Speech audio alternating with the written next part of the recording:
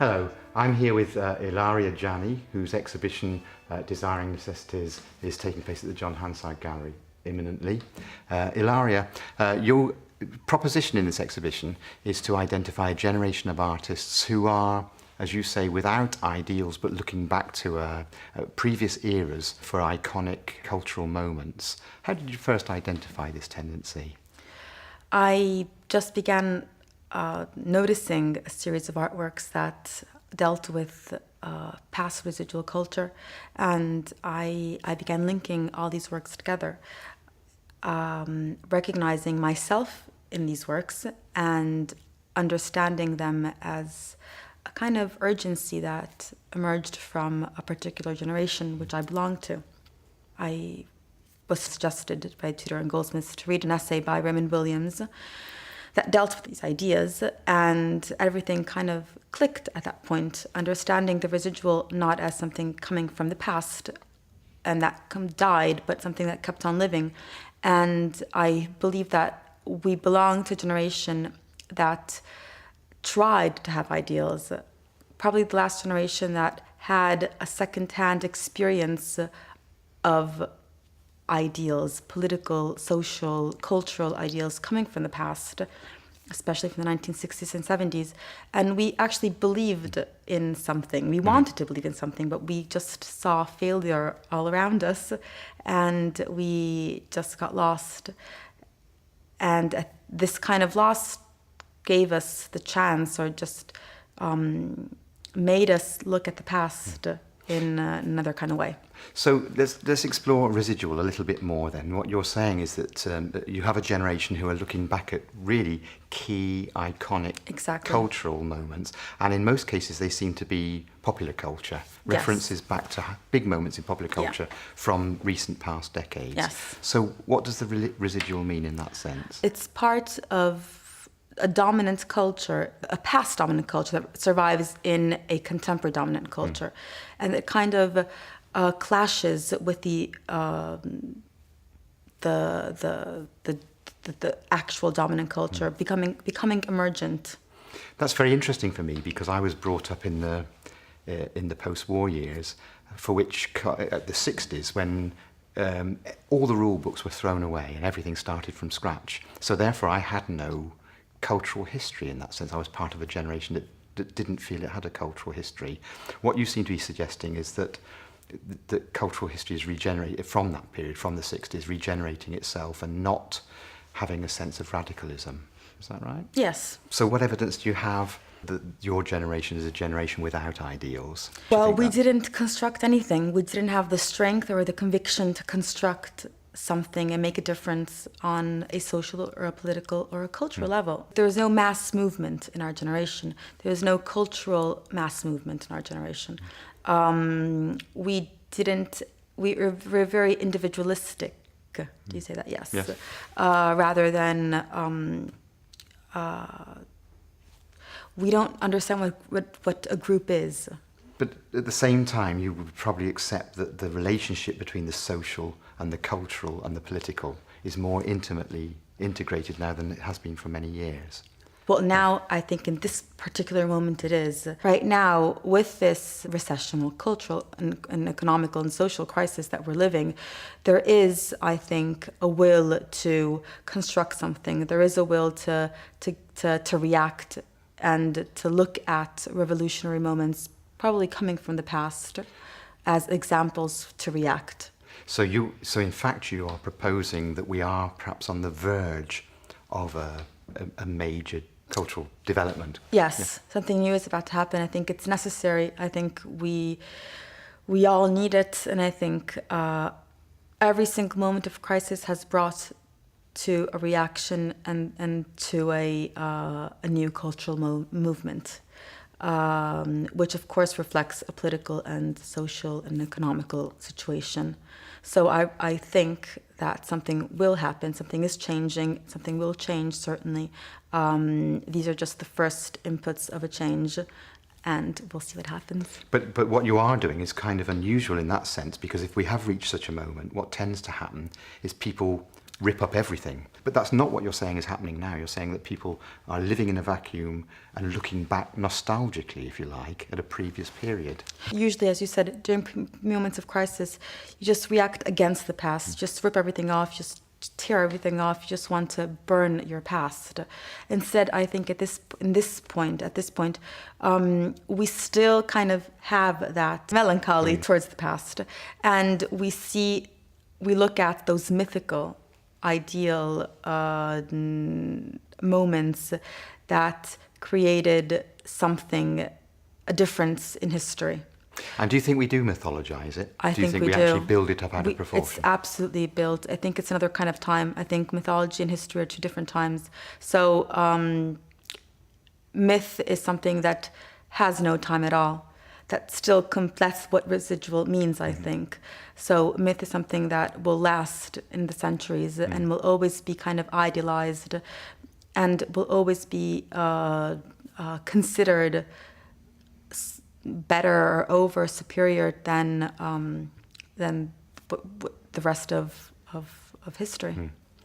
I'm really fascinated by the curatorial process. I'm interested in the process about how you brought these particular group of artists together. I just began seeing all these works that were dealing with past culture, that were revisiting, reappropriating, reproposing, reenacting past iconic mythological cultural moments or characters. So I just thought, this isn't a coincidence. I mean, why are all these artists doing, and the artists that are in this show are only a selection, of course. There are only 12 artists, but there are so many more other artists that do kind of work through the past and these ideals. It was just very spontaneous, as I was saying. I just reflected myself in these works, and I just understood that this tendency reflected a kind of urgent issue that a certain generation was reacting to or proposing or needed. It was a desire for authenticity. It was a desire to live the original. It was a desire to rework the past, to relate the past, to underline what the past had done, so to underline those moments that kind of changed history, and to connect to a present condition. So to make that same residual, that same past emergent as a way to react to the dominant. And in doing so, you engaged in a dialogue with the artists and kind of engaged them as the show developed as a whole. That was how did you find that as a process? Well, that was very important for me because it doesn't feel correct for me it doesn't feel right to just write an idea and then say, I want you, and you as an artist in this show, because that wouldn't make any sense to what I'm trying to communicate. So, I mean, I wrote my concept, because I did write it. Mm-hmm. I focused it on a series of art practices and especially a series of artworks that I had seen and analyzed. And then I began speaking with all the artists, sending them the concept of the show, the artwork I was looking at, the artists that I was relating them to. And I began discussing about the concept, the show, and the single artwork with all the artists. So we've had active discussions on the theme, and especially on the artwork that would fit better in the exhibition. The concept has changed because it's an idea I've been working on since, well, a long time. Mm-hmm. So the concept has evolved and has changed. It has expanded as well. And these elements have always been discussed with the artists, which always engaged a conversation with me. So can you give us a couple of, it's not fair to pick out artists when you have 12 yes. artists in the show, but can you give us a couple of examples of works that are in this exhibition that contribute to this concept of yours generally? Well, yeah, that's a hard question because I'd like to speak about all 12 works, but it's impossible at the moment. Well, we're on a stage here, on a set by Olivia Plender. In this work, she analysed Ken Russell as a figure, as a character, as a person, and as a mythological kind of element of cultural production in the past years. So as a person that, as an artist, as a filmmaker that created a revolution in cultural understanding and in cultural communication. She interviewed Ken Russell, and she pointed out certain moments of history and of his career that were very important. And I think this work kind of analyzes and underlines what I was trying to communicate. So through Ken Russell, Olivia, and through what he represented and represents and what his myth kind of represents today, she is, I think, aiming at underlining a way of reacting against a certain period and taking that as an example. Mm-hmm. One of the things about the exhibition is that it's very heavily dominated by film and video work, which one might expect in an exhibition of this kind at the present time. But in referring back to previous iconic ages and periods, there are periods when artist film and video wasn't dominant, but other forms of film, where I'm thinking of the Elvis Presley work or the Smiths work and so on like that. And that's very strong in this exhibition. That's very strong, absolutely. There's a very strong presence of video in this exhibition, which is probably not that strange because, I mean, it's the only, well, it's not the only, but it's a medium through which to document a time. The Susanne Bürner video, 50 Million Can't Be Wrong, she took all the documentation on Elvis Presley's fans, completely eliminating the presence of Elvis. So you only see these people, these fans, the overreactions of the crowd, the fans in ecstasy, the power that the construction of a myth can create and has on a crowd, on people, and on a population. So this you have this presence in a total absence, and I think that kind of condenses what a mythical figure can do, what it is, and what it produces, and how it remains, and how it still kind of becomes an example. The work by Iain and Jane is an example of the desire of authenticity, the desire to live the authentic experience of a concert, of an event that we've had second experience of, but we've never had the chance to live authentically. And we're proposing these performances and these experiences. They kind of give a second chance to people to feel that important moment of history. And in fact, that's where the mythology comes about. I mean, Damien Hirst Free's exhibition, which no one ever saw, for example, or Bob Dylan at the Isle of Wight Festival, are things that people talk about as a moment, but most people who talk about it weren't there. And mythology is absolutely what it's absence.